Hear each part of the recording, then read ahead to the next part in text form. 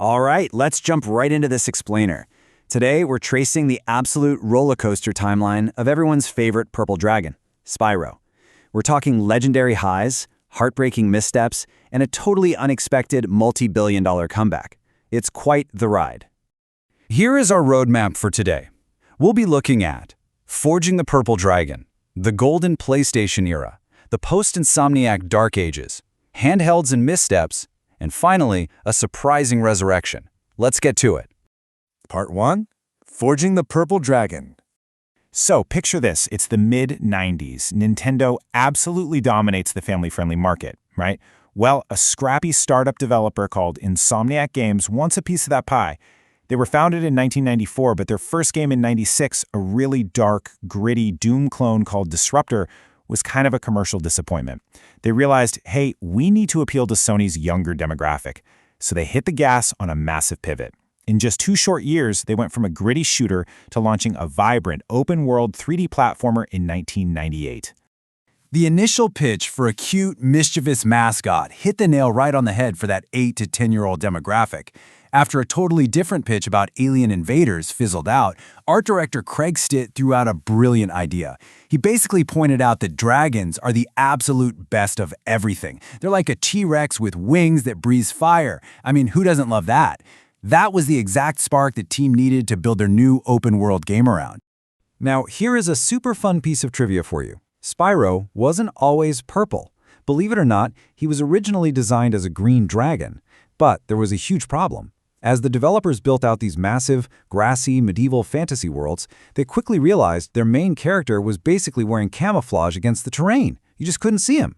So after experimenting with dozens of different colors, they landed on his iconic purple redesign. It made him look playful, fun, and completely impossible to lose on screen.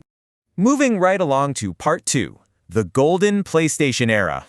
Insomniac didn't just sit back and copy-paste their first success, they were aggressively innovating. As the timeline moved forward, the gameplay evolved right along with it. They gave us that absolute lifesaver of a mid-air hover mechanic to nail tricky jumps, underwater swimming, and totally diverse minigames like ice hockey and skateboarding. But honestly, the real game changer was something called auto-challenge tuning. This was a brilliant, behind-the-scenes system that quietly adjusted the game's difficulty based on how well you were playing. It kept things incredibly fun and frustration-free. To make this expanded universe feel alive, they introduced a cast of fully voiced characters, and oh boy, enter Moneybags, a gem-hoarding bear who forced players to hand over their hard-earned loot just to unlock bridges or learn new abilities. Described by some as literally a leech and a stain, it was such a smart design choice because it fueled a visceral, hilarious hatred in an entire generation of players. It kept everyone highly motivated to hunt down every last gem. The production value across this golden era was absolutely off the charts. The atmosphere was heavily anchored by a groovy, highly percussive soundtrack composed by none other than Stuart Copeland, the legendary drummer from the rock band The Police. Combine that with phenomenal voice acting from Tom Kenny, who you probably know best as SpongeBob SquarePants, and you get that legendary, relaxed charm Spyro is so famous for. And wow, did that formula work. 11 million. The original trilogy wasn't just critically acclaimed, it was a commercial juggernaut, selling an astonishing 11 million copies worldwide. It proved beyond a shadow of a doubt that a family-friendly 3D platformer could absolutely thrive on the PlayStation. Which brings us to Part 3, the post-Insomniac Dark Ages. As we know, video game history is almost never a straight line of success. After 4 exhausting, sleepless years, Insomniac decided to leave the franchise behind to pursue new ideas. And the drop in quality under the new management, honestly, it was heartbreaking. On one side, you had Insomniac's mastery with Year of the Dragon. On the other, the very next release, Enter the Dragonfly, by developer Check 6. Instead of an evolution, fans got an unfinished disaster. We're talking crippling frame rate lag, incredibly floaty controls, and even missing basic visual cues like drop shadows. It made platforming a total nightmare. How broken was it? Well, instead of this grand, expanding universe, players were handed a game so plagued by slow-motion lag and glitches that people actually figured out how to clip through the level geometry and beat the entire game in under 10 minutes. Yeah, 10 minutes. It was a massive, massive blow to the Purple Dragon's legacy. Let's turn to Part 4, handhelds and missteps. Desperate for some stability, the franchise pivoted over to the Game Boy Advance. But man, this portable era was a complete coin flip. First, you get Season of Ice, which featured some intensely frustrating design choices. The tiny screen meant you were making blind jumps into brutal off-screen deaths. Yikes. But then it would swing right back with a surprisingly triumphant and polished sequel like Season of Flame, bringing back proper checkpoints, tight controls, and classic abilities. You literally never knew what you were gonna get. Because the franchise was bouncing across multiple different developers, its core identity was completely lost. Just look at this. Attack of the Rhinox turned Spyro into a tedious errand boy.